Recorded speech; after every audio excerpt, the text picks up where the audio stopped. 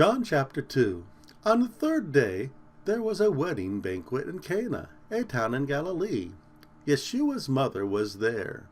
Yeshua and his disciples were invited to the wedding. They ran out of wine, and his mother told Yeshua, "They're out of wine." Yeshua asked her, "What does this have to do with me and you, woman? My time hasn't arrived yet." His mother said to the deacons, "Do whatever he tells you to do." There were 6 stone jars set aside for ritual washing by the Jews, each containing 2 or 3 quadrantolia, about 18 to 27 gallons. Yeshua told them, "Fill these water jars with water," so they filled them to the top. Then he told them, "Now pour some and take it to the host of the banquet." So they took it. Then the host of the banquet tasted the water that had become wine without knowing where it came from, although the deacons knew, because they had filled the jars with water. And the host of the banquet called the bridegroom and said, "Everyone brings out the best wine first, and when people are satisfied, then they bring out the cheaper wine. But you have kept the best wine until now." This is the first miraculous sign that Yeshua did. He revealed his splendor in Cana of Galilee, and his disciples believed in him.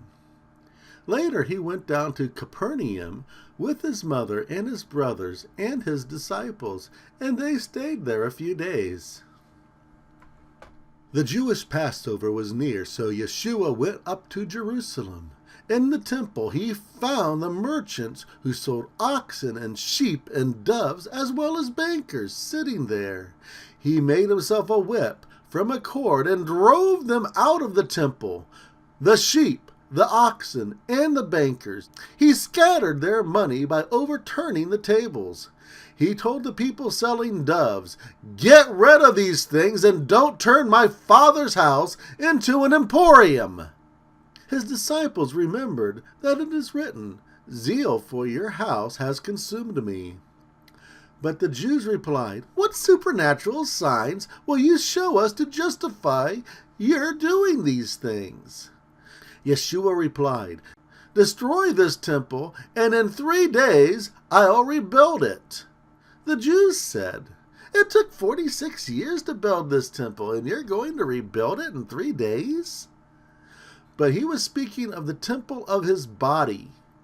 After he was raised from the dead, his disciples remembered what he had said, and they believed the scriptures and the words that Yeshua had explained.